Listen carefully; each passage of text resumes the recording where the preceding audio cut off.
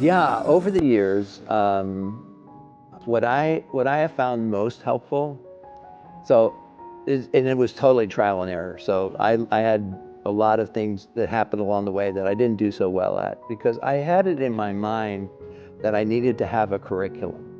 Like when somebody would say, "Hey, Pete, I appreciate who you are. I appreciate how you walk with the Lord. Would you mind making an investment?" And, I regularly say, "Yeah, sure, I'd love to do that." And then I felt like the responsibility was on my shoulders to come up with a curriculum.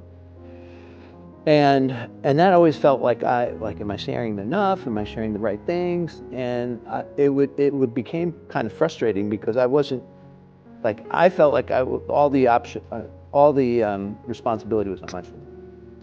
So I came up with and in fact, somebody did this for me, which I found very helpful because I was looking at their life and they were great communicators, and I said, "Would you mind mentoring me in communication?" And their approach to me was, "Yeah, of course, but this is all on you.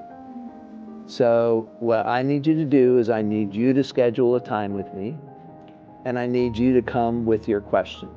So have 3 questions for prepared, like on a 3x5 file card, have 3 questions prepared, and we'll meet over coffee and I'll answer your questions." That way, the mentee is responsible for, quote unquote, creating the curriculum. So I basically adopted that. I said, "I am glad to make an investment, but this is the deal. You have to take the initiative to call me and say, 'Hey, can we do coffee this week?' Second, you need to have questions that I'd be happy to answer. If I don't know the question, I'll say, 'Hey, I'll get back to you on that.' And then the other kind of variable sometimes for people is like, how long does this last? Like, am I forever your mentor, or And so I'd like to now make the arrangement.